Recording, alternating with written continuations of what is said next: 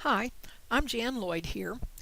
This short presentation is just to give you non-designers a place to start when thinking about things like book covers or your web page or Facebook pages or any advertisements at all for your books. Now I'm keeping it very simple today, but here are a few things I wanted to share with you. So let's get started. Now before we begin, I wanted to show you this promotion and marketing checklist that Barbara Brannon gave me, and she said use it and modify it, do anything we want to with this. So we'll have it on the site if you want to download it. But it's a checklist, and it's meant to be a checklist for all authors. It's got 13 categories in it of things that you need to remember to do before you launch your book. But I'm going to scroll on down here to section 5 and notice the collateral, swag, and signage. Things you also need to think about: business cards, flyer, bookmarks, posters, along with your book covers, things like that. Print media, if you are going to do an event, you want to have those things set out next to you too. I'm going to scroll back down to 8 now, social media, because that's what we're talking about more, I guess, today. And I went ahead and typed in red, KJ Waters Consultancy for book covers.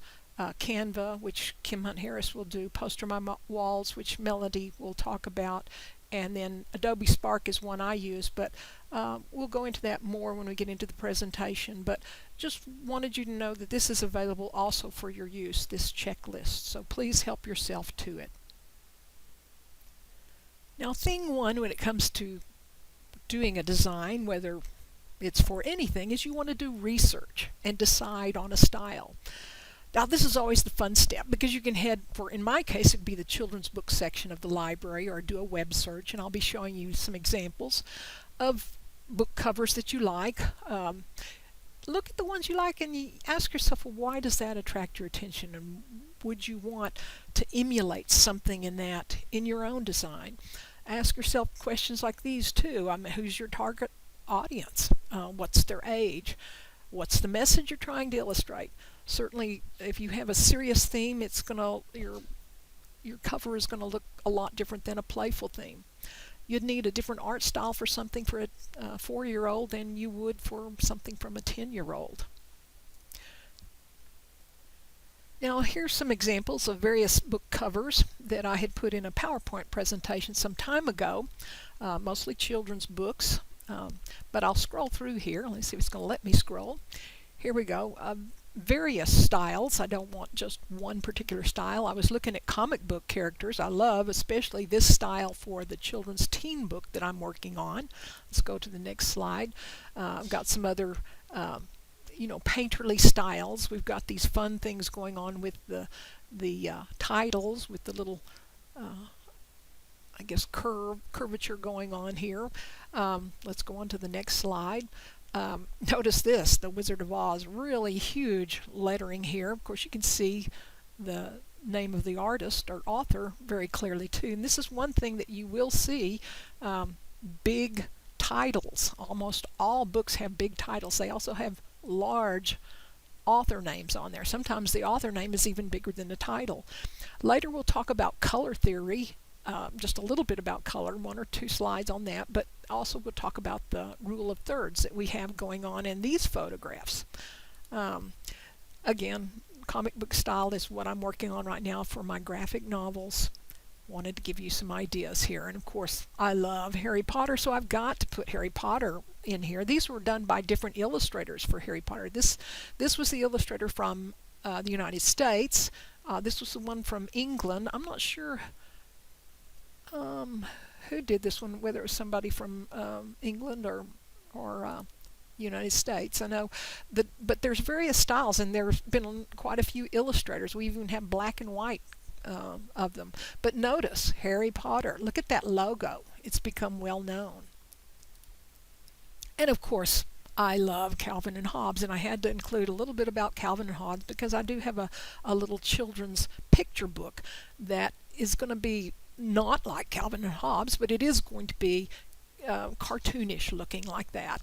And look at this angle that you're looking down on. I want things to be seen from unusual angles in my book, and graphic novels are known for those unusual angles. I do love watercolor, and this book cover that he had done his outlines in ink and then watercolored the rest, and they're just quite amazing. And I love, of course, Heroes and that whole show, and but one of my students had given me a graphic novel with heroes in it, and this is kind of the style I'm working at with my Professor Nerd series. And I'll go to one more, just because don't think about just these head-on shots in your photography. If you're doing your own photographs for your books, think about doing things from different angles. Look, this is looking down on it. This is very popular in a graphic novel, to look down on your view. So just wanted to give you some things to think about there. Now here's some book covers I had a Pinterest page going, and I just typed in for a search children's book covers front and back, and up pops all of these, and you can save any one of them. You scroll down, you click on save. Now I've got a Soups board going right now, so I don't want to save it to my Soups board, but at any rate, you can see all of this is then saved on the cloud, and you don't have to waste space on your computer saving things. But it's pretty nice to have Pinterest too. And next I'm going to show you an example. I'm going to click over here on this one. This is book covers that D.K. Kerr had come up with and had looked at, and it's really pretty fascinating. You can kind of see the style she likes. Everything has a similarity to it and a similar sort of feel and style. It gives you a little bit about her personality by looking at what she's saved too. So thank you, D.K., for sharing that with me. Okay, thing 2. Design more. Now thing 2 is happening at the same time that you're doing thing 1, which is research. A design morgue is more like a smorgasbord, if you will. Sorry for the corny joke, but you want to save copies of the examples you like, because even if you want somebody else to do all the design work, they're going to appreciate knowing what you're thinking. So when you're going to Pinterest or Amazon or libraries, save copies of things you like. Thing 3, you have to decide what you want to illustrate on your cover or in your ad, but a picture is worth 1,000 words. And even though they say you can't judge a book by its cover, the truth is many readers will buy a book because of the cover. And you want to make sure your cover design says something about your book and doesn't let your readers down. Thing 4. Now just a bit about color. My whole thoughts about it: don't even worry about it. Here's a couple of color wheels. Look at how many millions of combinations of colors you could get. Some of you have heard, well, yes, but we must have complementary colors. Complementary colors is anything that's on the opposing side of the color wheel. For instance, if I were to have a photograph in my book cover that has on this bluish green in it, I might want to put the title of the text in this red, a deep dark red, because it's going to pop out at you more, because it's a complement, because red with this blue green are complements to each other. You've got a warm color over here against a blue color, a darker red against, and you could even go a lighter blue too to help pop out those images. But that's not really so important. You see every color combination in nature, but the most important thing is value. Now, I'm not talking about the expense of a color. I'm talking about the lightness or darkness of it. If you've got a dark background image on your cover, pop it out with a lighter color font. Make it easy to read. And that's really all you need to know. Thing 5, rule of thirds. Somebody asked me to bring up the rule of thirds. It's not so important on web design or even on book cover design, because we have more of a symmetrical or a mirror image symmetry when it comes to book cover designs. But if you're a photographer and you're thinking of photographing for a competition or for even book covers, it's okay to take a photograph like this. You can always crop it and move it over in your space on your cover design. But a rule of thirds, if you were to take a tic-tac-toe board, and any one of these 4 points in that tic-tac-toe board where you've divided your image 3 ways horizontally and 3 ways vertically, if you were to put your point of interest, let's see if I can find my mouse again, I've lost it, here we go, in one of these points, you're going to have a much more dynamic design. The example over here is of the rule of thirds. Your photograph is over here. It's a much more interesting composition. As I was getting my presentation ready, my husband came in and he said, "Oh, are you doing a presentation on phallic images in nature?" And I said, "Well, of course I'm not. Why would you think that?" And then I realized, well, this was right off of Wikipedia. So get your minds right. Now that I've got everybody's attention, let's go to the next slide. See if we can go to the next slide. Okay, I'm clicking, but nothing's happening. Here we go. Thing 5, the rule of thirds, if you're using it on a book cover. Like I said, most book covers are more mirror symmetry, but this was a good example of using the rule of thirds. The image in the background, even though it's not a photograph, it is a graphic design done probably with Adobe Illustrator, but the image is over on one of those 4 points that we would say is our dynamic spot. And then, of course, they've moved the font and text around in such a way that that creates a lot of visual interest to it too. Finally, thing 6, you don't have to be a designer. These programs right here, Canva, Poster My Wall, Adobe Spark, and there are others out there, they have templates, hundreds of thousands of templates in fact, that are ready for you to use for any of your book marketing needs. In conclusion, I just wanted to show some book covers from some of our CWIA authors. Here's a couple from KJ Waters. Notice the slight drop shadow that she's got right behind her lettering right here. It helps it pop it out.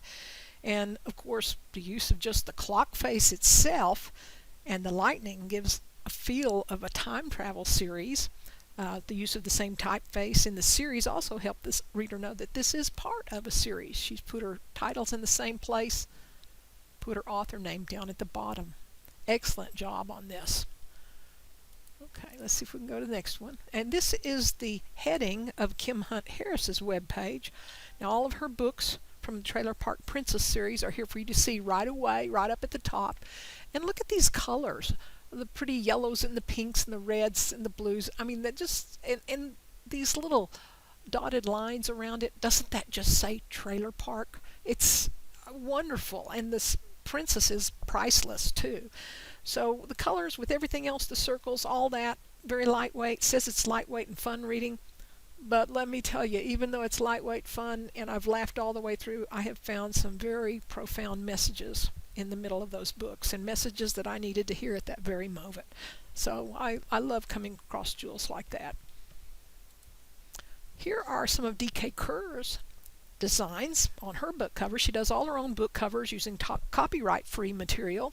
Now look at this image right here. I especially am drawn to this one of all of them. Of course, this one says government work, but when I look at this thing made of the raven's wood, look how this figure is looking out.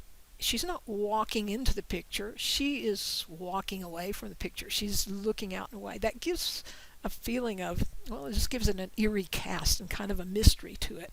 But it makes me want to read it. Again, we want to read books by the cover, because of the cover. Here's some of Dan Duane's Spencer's books. He's very good at using complementary colors against each other to make things pop out, look good. He uses the same font for his name throughout. Very different kinds of books, but you can almost look at it and say, that's a Dan Duane book right there. So very, very good job on that. And then last one I've got to show is Mathis Rogers. He had put out 9 Halloween books just recently, remakes I guess, but using the same kind of Halloween-y font throughout the thing. Each of them kind of an orange with a darker red around it. He's got the titles at the top, author name at the bottom, but everything very very similar, so it's easy to find, easy to look at, and you know it's part of a group of books he's got going. Now I can't end this thing without saying one of my favorite quotes. Give someone a book they'll read for a day. Teach someone how to write a book, they'll spend a lifetime mired in paralyzing self-doubt. So true. And I hope you enjoyed watching. Thanks so much.